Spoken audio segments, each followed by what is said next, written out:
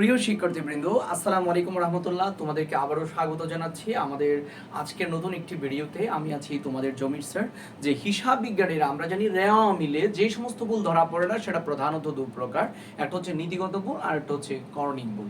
আমরা জানি করণিক ভুল হচ্ছে টোটাল 4 প্রকার। আজকে আমরা করণিক ভুল নিয়ে আলোচনা করব। নাম্বার 1 প্রথমে আছে হচ্ছে আমরা দেখতেই পাচ্ছি নাম্বার 1 হচ্ছে বাদ পড়ার ভুল। আমরা জানি যে সমস্ত হিসাব টোটালি হিসাবে লিখন বাদ পড়ে যায়, এক কথায় রেকর্ড হয় না, ও হিসাবভুক্ত থেকে যায় অথবা অন্তর্ভুক্ত হয় না, তখন তাকে আমরা বলবো হচ্ছে বাদ পড়ার ভুল। যেমন আমরা যদি বলি পণ্য ক্রয় হিসাবভুক্ত হয়নি, কেমন ধরনের ভুল, কোন ধরনের ভুল, বাদ পড়ার ভুল। আমি যদি পণ্য বিক্রয় লেখা হয়নি, কোন ধরনের ভুল, বাদ পড়ার ভুল। আমি যদি বলি অবচয় হিসাবভুক্ত হয়নি, অনাদায়ী পাওনা হিসাবভুক্ত হয়নি। আমি যদি বলি বেতন বকেয়া সমন্বয়করণ বাদ পড়েছে, এই যে বাদ পড়েছে, লেখা হয়নি, হিসাবভুক্ত হয়নি, অহিসাবভুক্ত রয়েছে, রেকর্ডেড হয়নি, এগুলো সবগুলোই হচ্ছে বাদ পড়ার ভুল। আমরা জানি বাদ পড়ার ভুলটা প্রধানত জাবেদাই হয়ে থাকে, কারণ আমরা হিসাব রক্ষণ প্রক্রিয়ায় প্রথম যে কাজটা করে থাকি রেকর্ডিং প্রসেসে জাবেদা করে থাকি আমরা। তারপরে 2 নাম্বার হচ্ছে বেদাকিলার ভুল। আমরা জানি বেদাকিলার ভুলের অপর নাম হচ্ছে নামের ভুল। কিসের ভুল বলছি ভাইয়া? নামের ভুল। বেদাকিলার ভুলের অপর নাম কি বলছি ভাইয়া? নামের ভুল।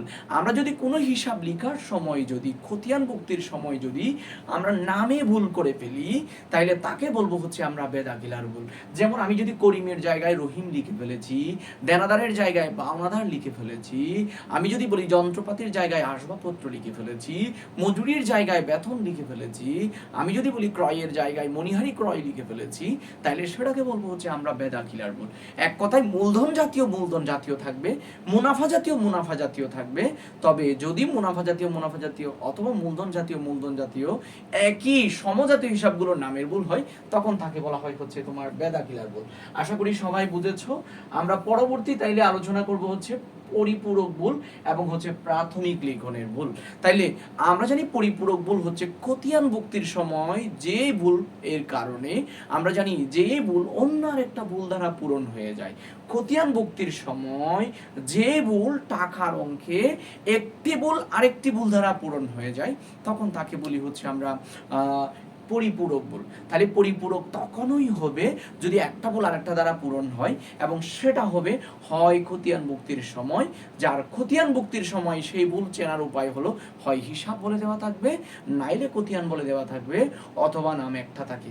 যেমন উদাহরণ হিসেবে যদি আমি বলি বেতন প্রদান 500 টাকার স্থলে 5000 টাকা লেখা হয়েছে, তাইলে এই ভুল যদি আমরা অন্য আরেকটা ভুল দ্বারা পূরণ করে ফেলি, তখন তাকে আমরা পরিপূরক ভুল বলতে পারবো। আশা করি সবাই বুঝেছেন। দেন হচ্ছে প্রাথমিক লিখনের ভুল। আমরা জানি প্রাথমিক লিখনের ভুল মানে হচ্ছে জাবেদা ভুক্তির সময় ভুল।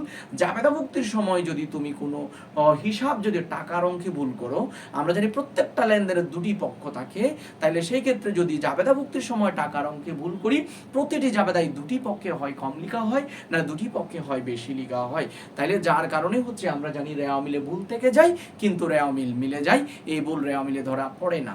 আশা করি সবাই বুঝেছেন। আমরা পরিপূরক ভুল আমরা করণিক ভুল টোটাল হচ্ছে 4টা ভুল পড়েছি। নাম্বার 1 বাদ পড়ার ভুল, যেটা টোটালি লেখা হয় নাই। নাম্বার 2 বেদাকিলার ভুল, যেটা হচ্ছে আমরা লেখার সময় হচ্ছে কি করেছি, নামে ভুল করে ফেলেছি।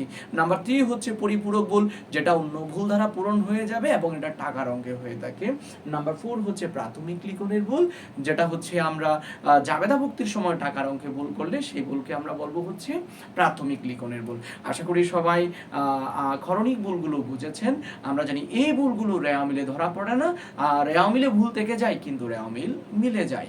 সো এরকম মজার শর্ট ভিডিও দেখতে চোখ রাখুন আমাদের আইডিয়া বিশ্ববিদ্যালয় ভর্তি কোচিং পেজে আর আমাদের ইউটিউব চ্যানেলে। ধন্যবাদ সবাইকে। সালাম আলাইকুম।